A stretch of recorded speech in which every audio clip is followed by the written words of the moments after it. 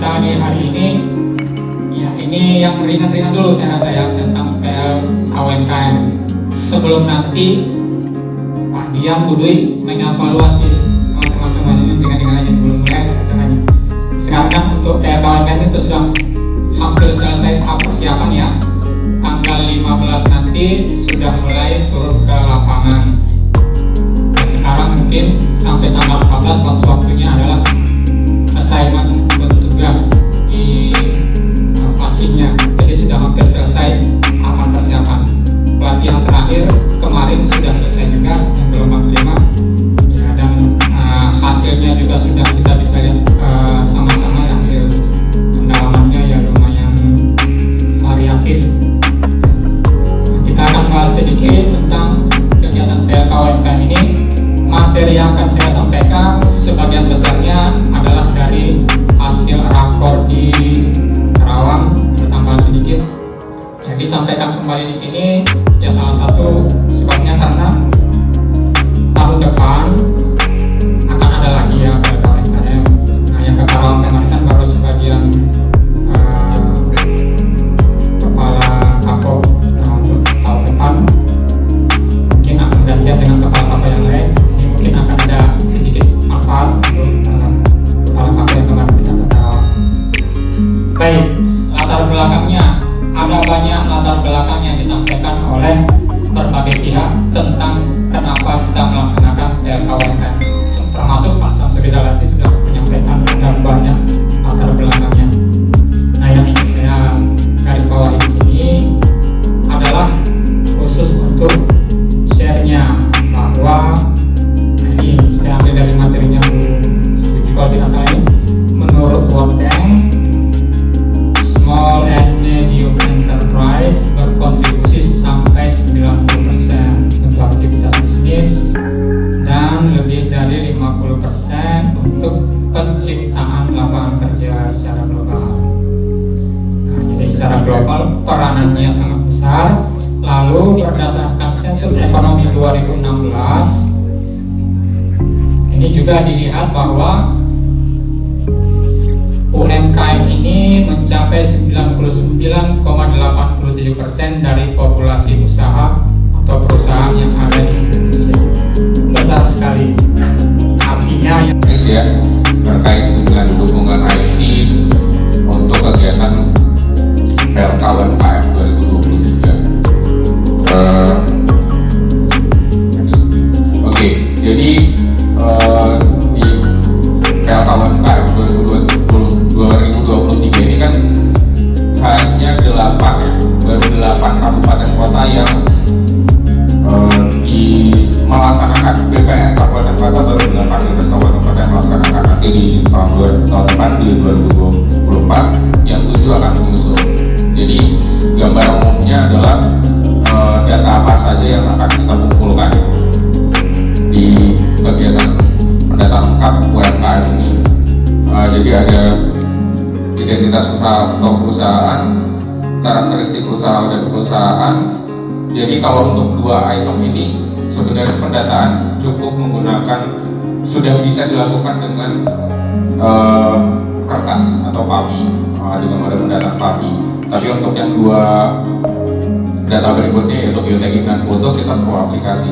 Pada akhirnya BPS sudah mengembangkan namanya PASI atau mode pendataan menggunakan gadget yang bisa menangkap semuanya, termasuk bioteknik dan foto. Kemudian lanjut, ini perancangan kegiatan PL KUMKM. Jadi kegiatan ini sudah untuk tahapan persiapannya sudah sejak bulan Juli yang lalu sebenarnya. Tapi untuk pelaksanaan yang kita lakukan dimulai dari bulan Agustus kemarin, yaitu tanggal 21 Agustus, dari 15 Agustus sampai hari ini. Terutama untuk rekrutmen petugas sudah dilaksanakan sejak 15 sampai 26 Agustus, kemudian pelatihan dinas yang sudah dilaksanakan sejak tanggal 21 sampai 30 Agustus kemarin, dan pelaksanaan petugas sudah berakhir kemarin. Semua petugas sudah dilatih untuk seluruh BPS, untuk 8 BPS kabupaten kota. Kemudian ada performance test tepatnya hari ini dan kemarin dan hari ini. Jadi seluruh PCL diharapkan untuk uji coba e-formnya, mengisi e-form untuk menguji seberapa kuat jaringan server yang ada di pusat. Jadi nanti minta tolong ke tim UMKM di kabupaten kota supaya meningkatkan ke PCL-nya untuk melakukan uji coba mengisi e-form kalau nggak salah jam di bulan Agustus. Posisi sekarang kita sedang entry data. Entry data pun sudah di penghujung. Sebagian besar sudah clean, tetapi salah satu rule kita adalah bahwa data yang sudah clean itu tetap kita harus verifikasi bagaimana kewajarannya, bagaimana validitasnya dengan kondisi yang sesungguhnya. Jadi posisi sekarang kita memang sedang mengentry dan bersiap-siap untuk memverifikasi data yang sudah kita kumpulkan di SD 2023. Kalau kita lihat satuan dari usaha pertanian itu ada UPB atau UPL dan ada UTP. Nah, untuk hari ini kita bagi 3 ya, ada evaluasi UPB, UTL, kemudian jadi nanti di monitoring pengelolaan itu fokusnya ke UTP dan juga bagaimana mekanisme perbaikan dalam rangka verifikasi data hasil SD 2023. Dari UPB dan UPL ya yang sudah didata oleh kita di SD 2023. UPB itu adalah, kalau teman-teman juga sudah tahu ya, perusahaan pertanian berbadan hukum. Kita sudah punya direktori dari pemetaan pendataan awal di 2022 itu sebanyak 187 perusahaan pertanian. Dan realisasinya sampai dengan hari ini itu sebanyak 226 atau ada peningkatan sebesar 20,86% perusahaan yang berbadan hukum. Paling banyak itu penambahannya ada di Lampung Selatan ya. Ada di Lampung Selatan ya. Kemudian ada juga yang tetap ya. Tapi nggak ada yang berkurang kayaknya. Kemudian ya, kalau yang UTL itu adalah usaha pertanian tidak berbadan hukum tapi juga tidak usaha perorangan. Itu kita dari 2022-2024 di SD ini menjadi 355 atau naik hampir 45% ya.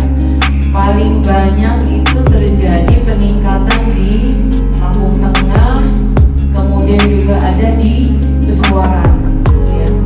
Nah, untuk cakupan UPB dan UTL ya, untuk Bapak dan Ibu semua, sebetulnya kita masih membuka ya, karena ini adalah sensus. Harapan kita tidak ada satu perusahaan pun yang terlewat, makanya kita tetap berkomunikasi. Kemarin cakupan UPB dan UTL ini kita sudah konfirmasi ke dinas di provinsi untuk dilihat apakah mungkin masih ada perusahaan-perusahaan atau UTL yang terlewat. Nah, kita juga ke teman-teman kabupaten kota sudah kita sampaikan di tim agro, monggo ditindaklanjuti. Ada temuan anomali.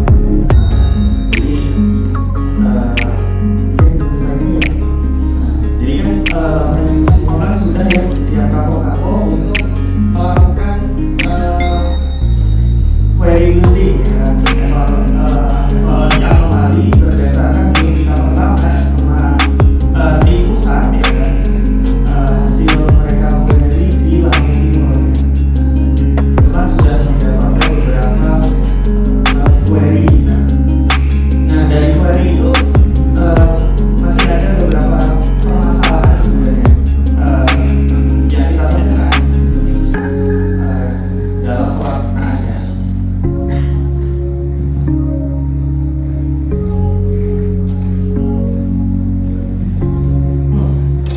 Nah, ini mungkin sebagai gambarannya tadi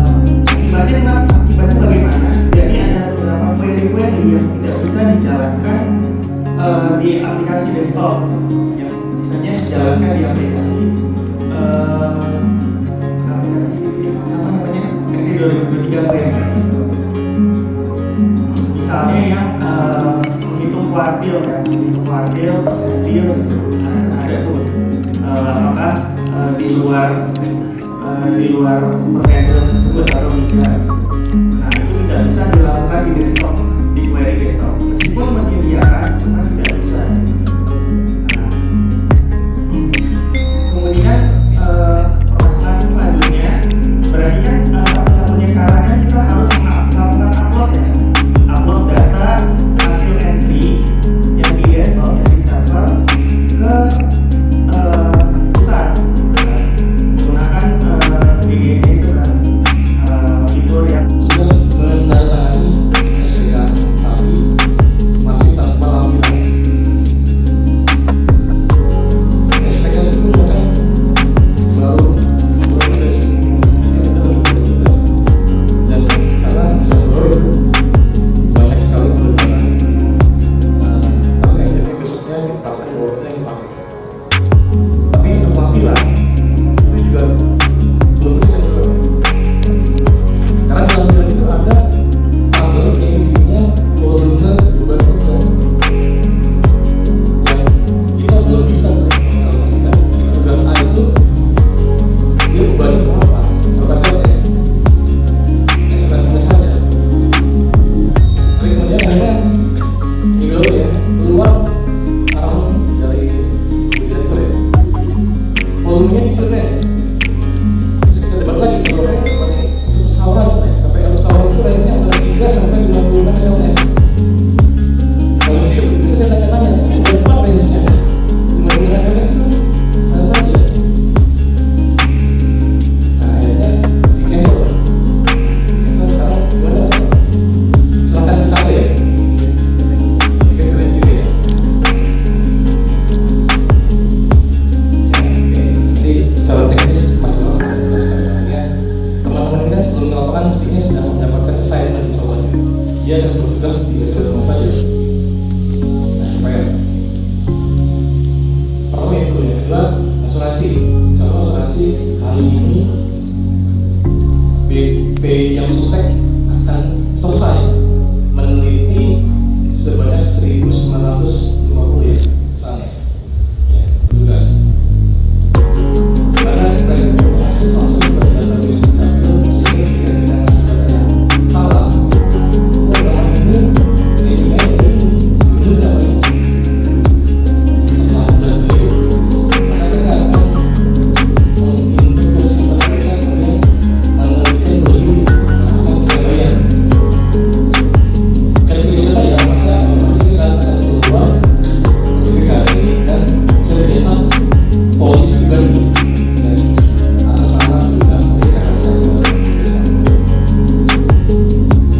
Dari tiga ini tentang saya mau di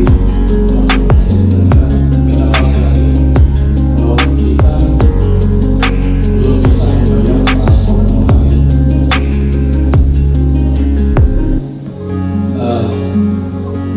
Hari ini jadi sebagian yang betul ya. Karena hari ini telah keluar SP2D mengajukan PPNP. Jadi mohon maaf sekali kami semua adalah